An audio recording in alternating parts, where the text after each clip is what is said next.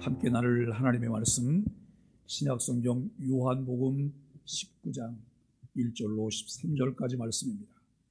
요한복음 19장 1절로 13절까지 말씀, 함께 같은 목소리로 말씀 읽도록 하겠습니다. 이에 빌라도가 예수를 데려다가 채찍질하더라. 군인들이 가시나무로 관을 엮어 그의 머리에 씌우고 자색옷을 입히고 앞에 가서 이르되 유대인의 왕이여 평안할지어다 하며 손으로 때리더라. 빌라도가 다시 밖에 나가 말하되 보라, 이 사람을 데리고 너희에게 나오나니 이는 내가 그에게서 아무 죄도 찾지 못한 것을 너희로 알게 하려 함이로라 하더라.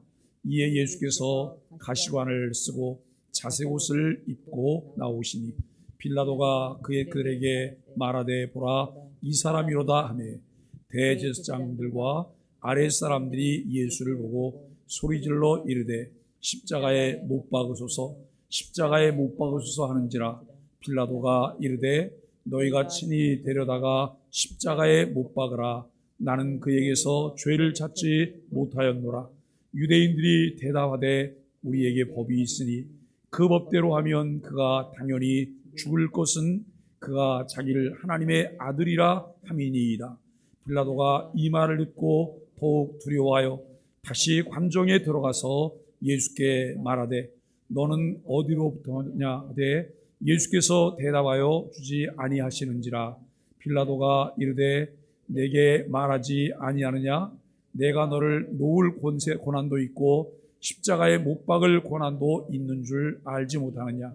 예수께서 대답하시되 위에서 주지 아니하셨다면 나를 해야 할 고난이 없었으리니 그러므로 나를 네게 넘겨준 자의 죄는 더 크다 하시니라.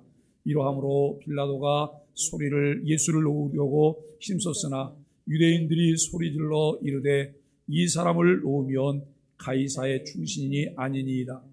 입으로 자기를 왕이라 하는 자는 가이사를 반역하는 것이니이다. 빌라도가 이 말을 듣고 예수를 끌고 나가서 돌을 깐 뜰 히브리 말로 가바다에 있는 재판석에 앉아 있더라. 아멘. 함께 인사하겠습니다. 아시레.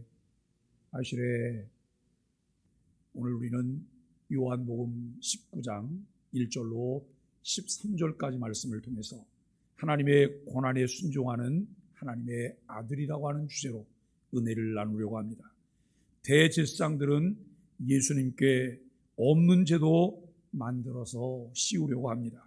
빌라도는 그들의 뜻에 부응해 어떻게든 예수님의 죄를 찾아내려고 했습니다. 그러나 결국 빌라도는 아무 죄도 찾지 못했다고 선언합니다.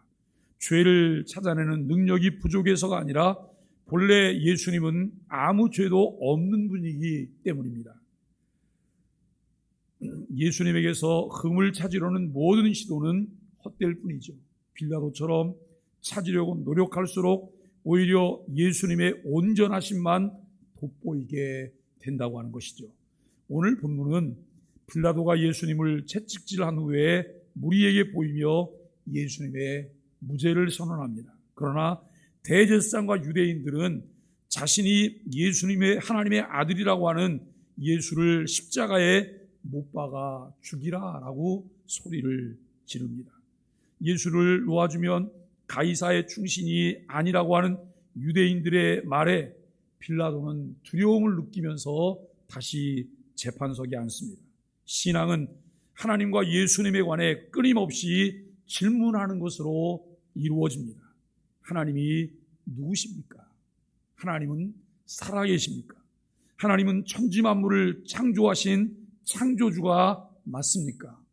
그 창조주 하나님은 지금도 살아계셔서 섭리하고 계십니까? 그분이 나의 아버지가 맞습니까?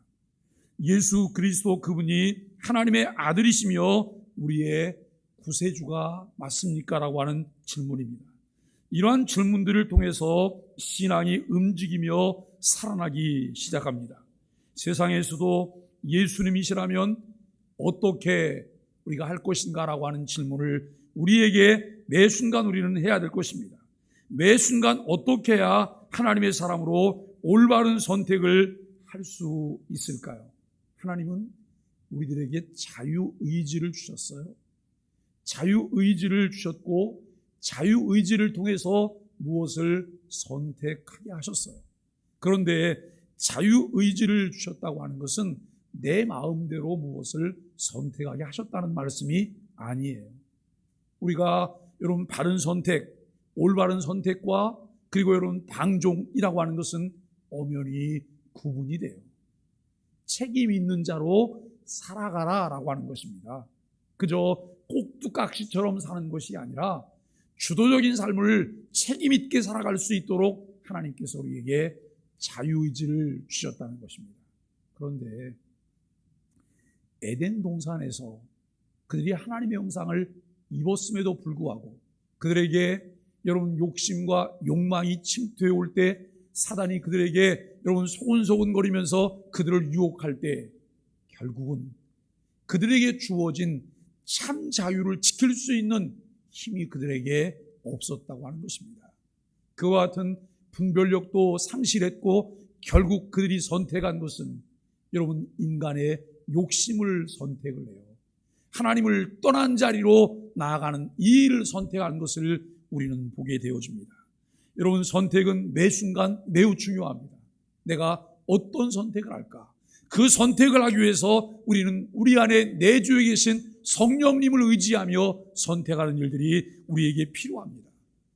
때로는 잘못된 선택을 했다면 그것이 깨닫게 되는 순간 우리는 하나님 앞에 회개하고 돌이켜야 합니다. 그래야지만 그것이 우리 안에 누룩이 되지 않아요.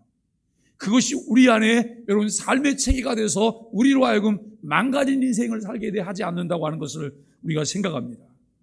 권력자 빌라도가 예수님께 질문을 하다가 어느 순간 질문이 막혔습니다. 유대인들의 협박 앞에서 빌라도는 모든 것을 포기하고 더 묻거나 알려고 하지 않았습니다. 그러나 예수님은 우리들이 계속 질문하기를 원하십니다.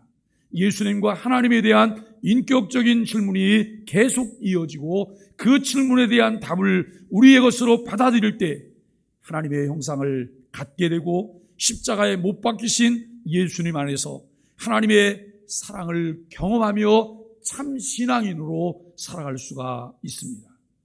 여러분 신앙은 이해가 아닙니다. 살아계신 예수님의 말씀을 먹고 마시고 경험하는 것입니다. 그렇게 될 때 하나님을 믿는 신앙이 우리 안에만 머물러 있지 않고 다른 사람들에게까지 흘러넘치게 된다고 하는 것이죠. 나의 존재 자체가 이웃과 공동체를 위해 쓰임받게 되는 복을 누릴 수가 있게 된다라고 하는 것입니다. 우리는 세상을 살면서 늘 영향력 있는 사람 되기를 원해요. 영향력 있는 사람. 내가 말하는 것도 내가 행동하는 것도 내가 가진 것들도 사람들에게 영향력이 되기를 원해요. 그런데 여러분 때때로 내가 가진 것들을 통해서 허세를 부릴 때가 있어요. 내가 가진 것들을 통해서 군림하려고 할 때가 있다는 거예요. 그 이유가 무엇일까요? 이것의 진정한 소유주가 누구인지에 대한 착각을 일으키고 있기 때문에 그렇다는 거예요. 내가 가지고 있지만 그것은 내 것이 아닙니다. 내가 소유주가 아닙니다. 나는 청지기일 뿐입니다. 한시 동안 하나님께서 내게 맡겨주셔서 그 일을 통해 진정한 영향력을 끼치며 살라고 나에게 맡겨주신 것이죠. 모든 것의 소유가 하나님이십니다. 모든 것의 소유가 주의 것입니다라고 고백하는 이런 삶의 자세가 우리에게 필요합니다. 그런데 우리는 착각을 해요. 내가 주인인 것처럼 내 마음대로 내가 주도적으로 무엇을 할 수 있는 것처럼 우리가 생각을 해요. 진정 하나님께서 소유주며 그 하나님에 의해서 우리가 하나님의 뜻대로 무엇을 관리하며 사용해야 된다고 하는 사실을 분명히 우리가 인식하고 인정하고 있다고 한다면 우리에게 필요한 것이 무엇일까요? 깨어 있음입니다. 깨어 있음이에요. 그 원천인 하나님에게 하나님의 통로에 여러분 연결이 되어져서 우리가 통로로서 역할을 하기 위하여 늘 깨어있는 것이 필요해요. 하나님, 분별력이 있게 해주세요. 하나님, 말할 때 말할 수 있게 해주세요. 그런데 그 말이 하나님의 영광이 되게 하시고 선한 영향력이 되게 해주세요. 그리고 하나님, 내가 행동해야 될 때 행동하게 해주세요. 너무 많이 생각하다가 때를 놓치지 않게 해주세요. 그리고 나를 위한 보신을 하다가 결국 때를 놓치는 어리석음에 빠지지 않게 해주세요. 이 기도가 우리에게 필요할 것입니다. 예수님의 죽으심이 영웅의 위대한 죽음이 아니라는 것에 우리는 큰 위로를 받습니다. 여러분, 하나님의 아들 예수 그리스도가 이 땅에 오실 때 그분은 왕궁에서 태어나시지 않았어요. 호화롭게 그분이 태어나시지 않으셨어요. 낮고 천한 몸을 입고 오셔서 말 구유에, 말 밥그릇에 예수님이 태어나셨어요. 여러분, 하나님께서 예수 그리스도를 보내시는 그 자체가 굴림이 아니라 섬김이었으며 낮은 자로 약자를 위한 배려였다라고 하는 것을 우리는 생각할 수 있을 것입니다. 예수님은 약자 편이시고 위로자가 되십니다. 요한은 로마 군인들이 예수님께 관을 씌우고 가시나무에서 만들어진 이 관을 가시면류관이라 이렇게 여러분 이름을 붙였습니다. 군인들이 예수님께 입혔던 옷의 색깔이 자색이라고 했죠. 자색은 왕이나 귀족 또는 부자들이 입는 고가의 옷감을 염색할 때 사용하는 염료 색깔이었습니다. 요한은 자색을 통해 우리의 원죄의 심각성과 예수님의 피에 담긴 고난과 속죄의 능력, 또 로마 황제와 빌라도를 포함한 당시 부유층의 재와 활락들, 예수님의 왕되심을 동시에 상징적으로 나타내고 있다고 하는 것을 알게 됩니다. 유대인들이 예수님에 대해서 하나님의 아들이라고 말한 것, 빌라도가 예수님을 가리켜 이 사람이라고 한 것, 예수님에 대해서 죄 없다고 3번에 걸쳐 선언하는 것은 모두 모르고 한 말이었으나 그 말들은 실제로 모두 옳았다는 거예요. 여러분, 유대인들이 빌라도가 예수님에게서 죄를 찾을 수 없다고 말해요. 무죄라고 말해요. 그때 유대인들이 무엇을 말합니까? 이 사람은 하나님의 아들이라고 말하는 신성모독을 범했다는 거예요. 하나님의 아들이라고 말하는 신성모독을 범했다는 것이죠. 그런데 여러분, 그것은 범한 것이 아니라 실제로 예수님이 하나님의 아들이잖아요. 여러분, 결국 이 유대인들은 자신들이 말했던 그 말에 대한 심판을 받게 될 것입니다. 하나님의 아들이신 예수 그리스도를 부인했고 박해했고 그를 조롱했고 그를 십자가에 못 박아서 죽게 했어요. 이것이 결국 자기들을 얽어매는 옥죄는 그런 심판의 내용이라는 사실을 그들은 알지 못합니다. 예수님은 참 하나님이신 동시에 참 인간이셨어요. 그러나 죄는 없으셨습니다. 로마 군인들이 유대인의 왕이여 라고 했던 이 조롱은 예수님의 부활 후에 그 조롱을 했던 그의 동료들에 의해서 이 내용이 완전히 뒤집혀집니다. 우리가 여러분 마태복음을 읽다 보면 마태복음 27장 54절에 그 로마 군인들이 이렇게 고백해요. 이는 진실로 하나님의 아들이었도다. 이는 진실로 하나님의 아들이었도다라고 여러분 고백하는 고백으로 바뀌어집니다. 예수님은 유대인의 왕 정도가 아니라 하나님의 아들이셨습니다. 예수님을 죽이려던 자들의 모든 행동이 궁극적으로 하나님의 승리를 가져오는 일이었음을 그들은 결코 알 수 없었다는 거예요. 여러분, 내가 말하는 것, 행동에 옮기는 것, 이것이 신중해야 되는 이유가 무엇일까요? 내가 알지 못하고 깨닫지 못해서 혹 실수를 하게 될까 봐 우리는 한 번 더 생각해야 돼요. 한 번 더 생각하고 그 다음에 행동할 수 있어요. 그런데 생각 없이 말하고 생각 없이 생각하고 생각 없이 행동하는 사람들이 실수가 많잖아요. 여러분, 인간은 약하기 때문에 100가지 실수를 할 수도 있어요. 그런데 그 실수 중에는 치명적인 것이 있다는 거예요. 돌이킬 수 없어요. 흔적을 남기면서 흔적에 의해서 많은 영향을 끼치는데 그 영향이 선한 영향이 아니고 악영향이에요. 악영향을 끼치고 난 다음에 여러분, 그 일에 대한 책임을 우리는 지지 않으려고 해요. 그러나 여러분, 이것에 대해서 주님은 우리에게 책임을 물으실 것입니다. 오늘 우리는 우리의 삶을 통해서 늘 우리가 함께 생각할 수 있는 것이 무엇일까요? 예수님은 빌라도와 대제사장들의 무리 앞에서도 어린 양처럼 온유하고 겸손하고 잠잠하셨습니다. 참, 예수님을 보면 우리가 이해하기가 어려운 분이 많아요. 아니, 예수님이 힘이 없는 분도 아닌데 왜 저렇게 온유하실까? 왜 저렇게 낮아지실까? 좀 그렇게 온유하고 낮아지시면 늘 그냥 그렇게 그 모습으로, 그 컨셉으로 가시면 좋은데 어느 날 완전히 또 뒤집는 그런 모습을 보이시잖아요. 예루살렘 성전에서 성전을 정화하실 때 예수님의 모습을 보세요. 완전 성난 파도 같은 그런 모습을 예수님이 보이세요. 여러분, 이 모습을 보면 우리가 함께 생각할 수 있는 게 뭐가 있을까요?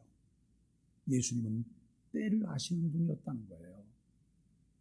낮아지실 때와 불의에 대해서 항거할 때와 불의를 제자리에 돌려놓는 일을 해야 할 때를 예수님이 아셨다고 하는 것을 우리는 알게 되어져요. 격변하는 시대일수록 십자가의 은혜를 깊이 묵상하는 것이 필요합니다. 십자가 사건은 우리를 새로운 존재로 변화시켜 주었을 뿐만 아니라 거룩한 삶으로 이끌어주는 원천이라고 하는 것을 알게 됩니다. 왜 여러분, 우리가 십자가 앞에 엎드려짐이 필요할까요? 십자가에 대한 깊은 묵상이 왜 필요할까요? 때에 따라서 바르게 말하며 바르게 행동할 줄 아는 지혜를 갖게 해요. 그리고 여러분, 그 모양만 아니라 그 능력이 우리 안에 형성되게 하신다라고 하는 것을 알게 돼요. 우리가 성경을 읽다 보면 경건의 모양은 있으나 경건의 능력이 없는 자로다라고 말을 해요. 왜 그럴까요? 흉내내는 신앙생활을 하기 때문에 그래요. 깊이가 없는 신앙생활을 하기 때문에 모양은 있으나 능력이 없다는 거예요. 사랑하는 여러분, 우리가 고난주간을 통해서 예수 그리스도의 십자가의 능력을 힘입게 되기를 바랍니다. 이것은 꾸준함이에요. 지속점이에요. 항상 바른 선택을 하고 그 자리에 있는 것을 통해서 우리가 얻게 된다고 하는 것을 알게 되어집니다. 그리고 그 십자가가 우리에게 만들어주는 선물은 무엇일까요? 주인이신 하나님 아버지 앞에 진정한 충성을 할 수 있게 하시는 선물을 우리에게 주십니다. 그리고 훗날 하나님 앞에 섰을 때 우리에게 칭찬과 면류관이 있지요. 잘하였도다 착하고 충성된 종아. 잘하였도다 착하고 충성된 종아. 주님으로부터 칭찬을 받게 된다고 하는 것입니다. 오늘 우리는 1절로 3절까지 말씀을 보면 채찍과 조롱을 당하시는 유대인의 왕을 만나게 됩니다. 빌라도가 예수님을 3번째 채찍질했습니다. 당시 로마에는 3가지 체벌 형식이 있었는데 그 중에 한 가지가 여러분 채찍질이었다 그래요.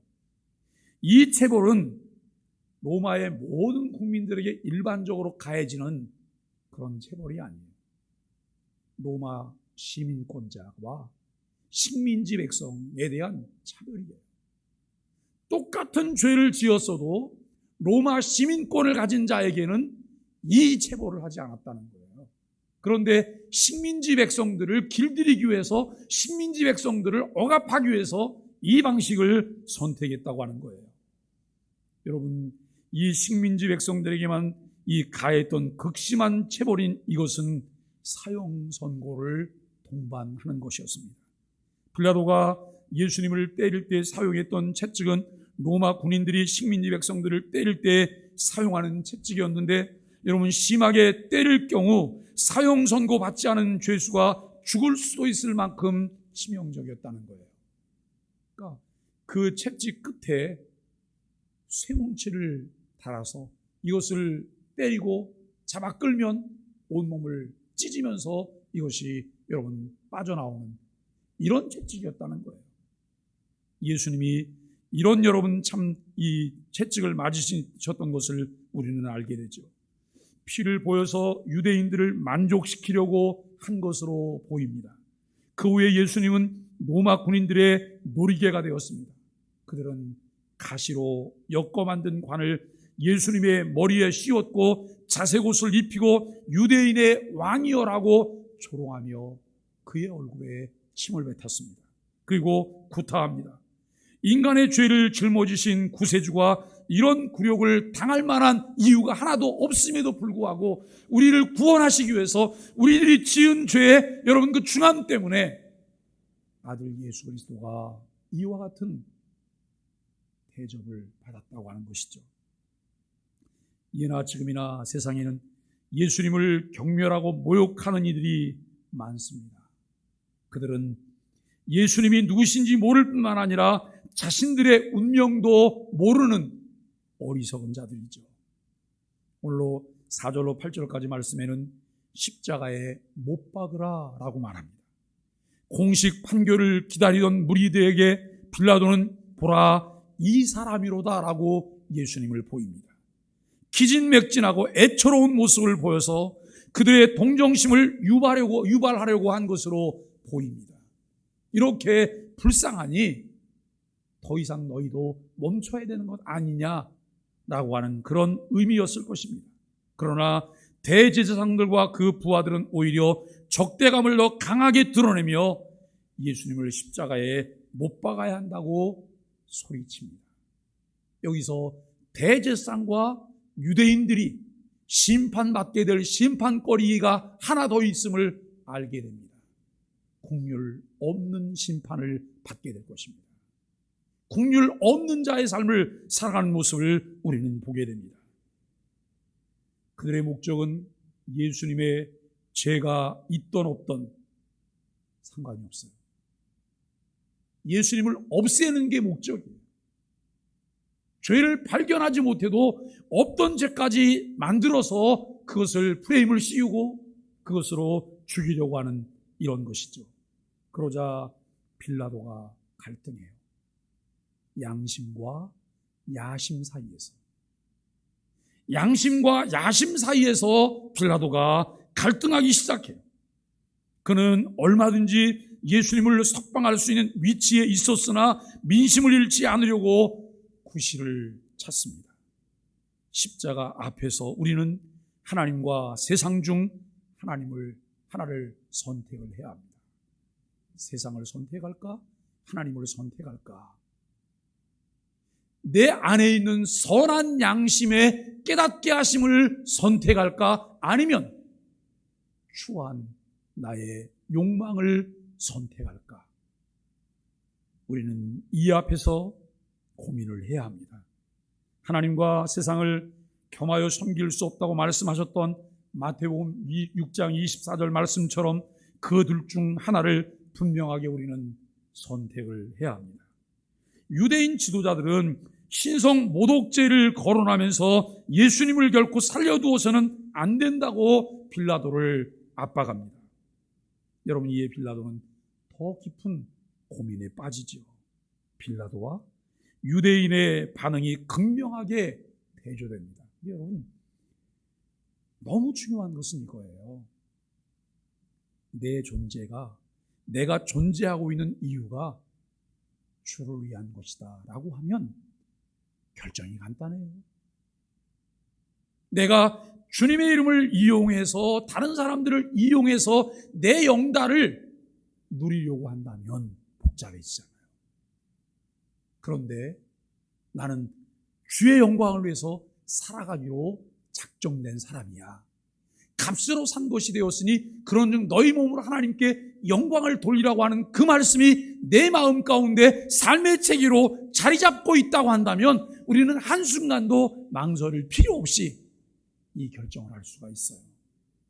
바른 선택을, 선한 양심이 말하는 것을, 눈에 보여지는 진리의 길을 선택할 수가 있다는 거예요.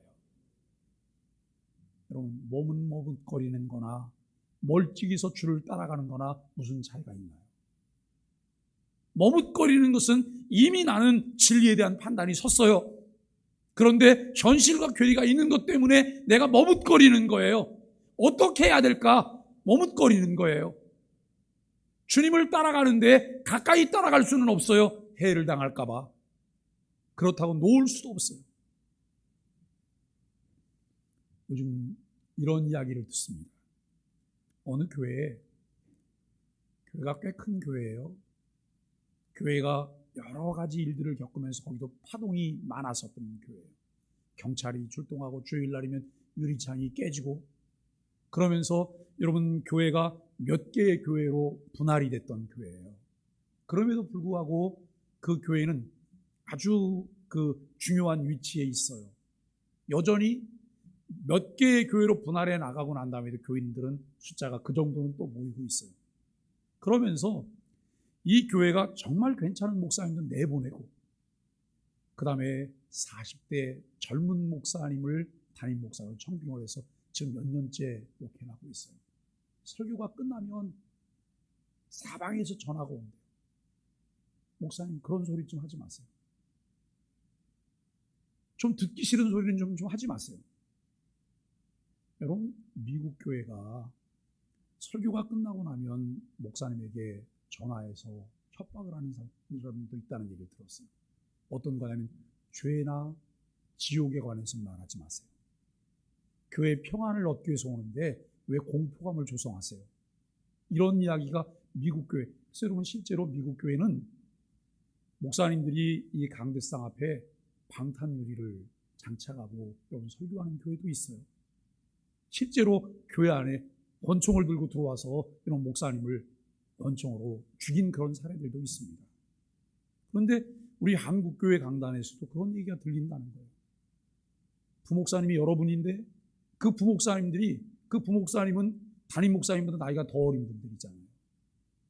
시달려서 살 수가 없대요. 담임 목사님이 얘기해서 이런 설교는 하지 말라 그러더라, 이런 건 하지 말라. 그걸 누가 결정을 하겠어요?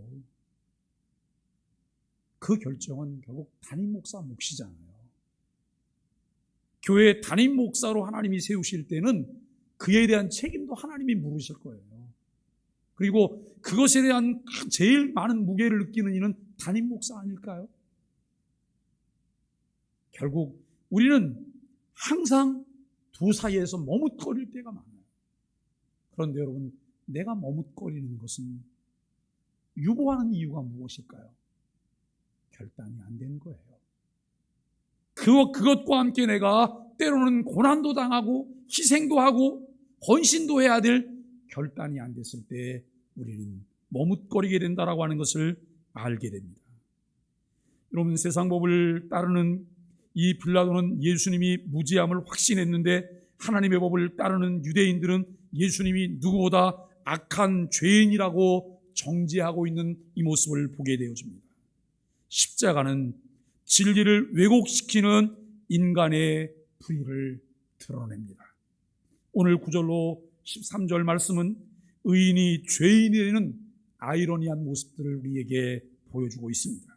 빌라도는 예수님을 안쪽으로 데리고 들어가서 이렇게 묻습니다. 너는 어디로부터냐? 그래요.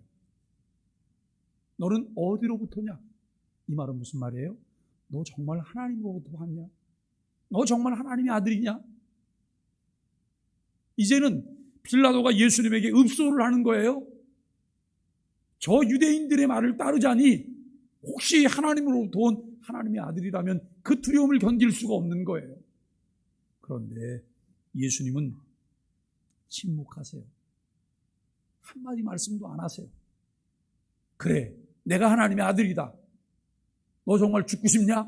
이렇게 말씀하시면 여러분 얼마나 속이 시원하겠어요? 그런데 예수님은 어느 순간에도 목적을 잃지 않으셨어요. 왜 예수님이 오셨는지, 왜 그와 같은 과정들을 지금 겪고 있는지 예수님은 분명히 알고 계셨다고 하는 말씀입니다. 이사야 53장 7절의 예언을 성취하신 일이기도 하시죠.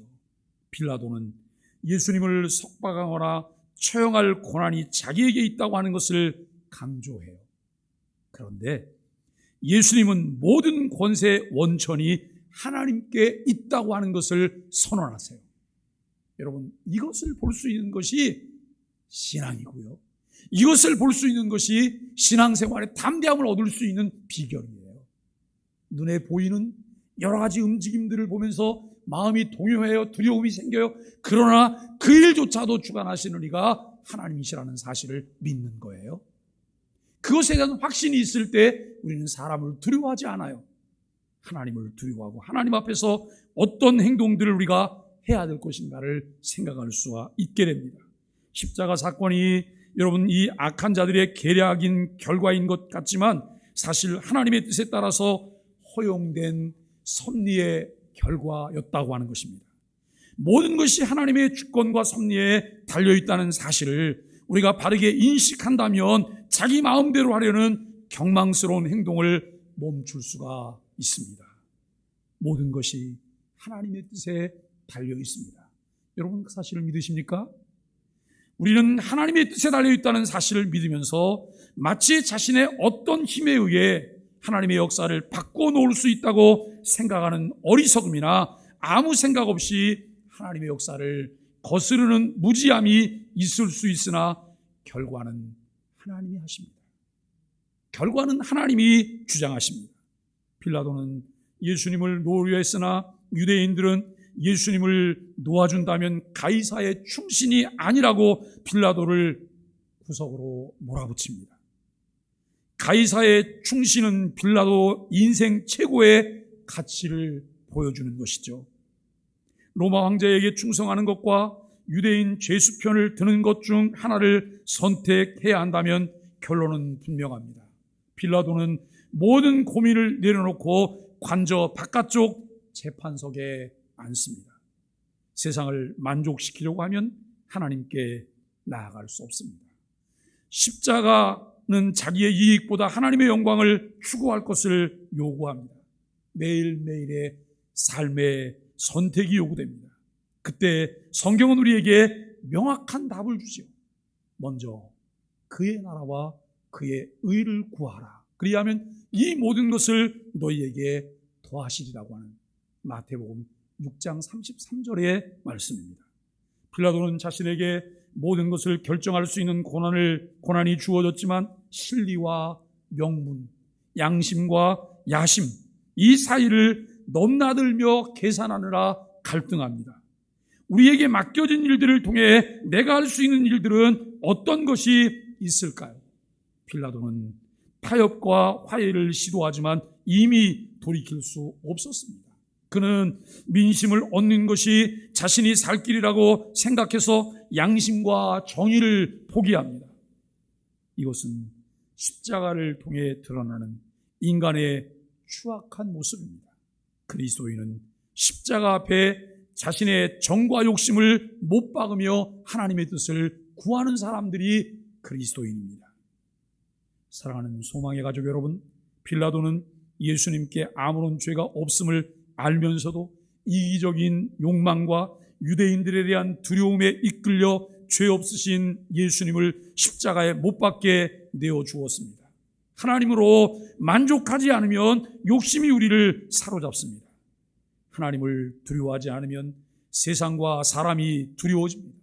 오로지 하나님만으로 만족하며 하나님을 두려워하는 삶을 살 수 있게 되기를 바랍니다. 히브리서 4장 15절에는 우리에게 있는 대제사장은 우리의 연약함을 동정하지 못하실 리가 아니요 모든 일에 우리와 똑같이 시험을 받으신 이로되 죄는 없으시니라라고 말씀하십니다. 예수님은 완전한 하나님이시자 완전한 사람으로 죄가 전혀 없으신 의로운 분입니다. 그런데 우리의 죄 때문에 죄인이 되셨고 우리를 구원하기 위해 하나님의 구원 계획에 온전히 순종하셨음을 말씀을 통해 알게 됩니다. 사람이 마음으로 자기 길을 계획할지라도 그 걸음을 인도하시는 이가 여호와 하나님이세요. 순리를 따르고 하나님의 뜻을 따르고 주님의 인도하심에 민감하게 순종하는 것이 우리가 살 길입니다. 잠언 기자의 이 고백처럼 하나님의 뜻을 분별하며 그 길에 순종하는 복된 우리 소망의 가족들이 되기를 예수 그리스도 이름으로 간절히 축복합니다.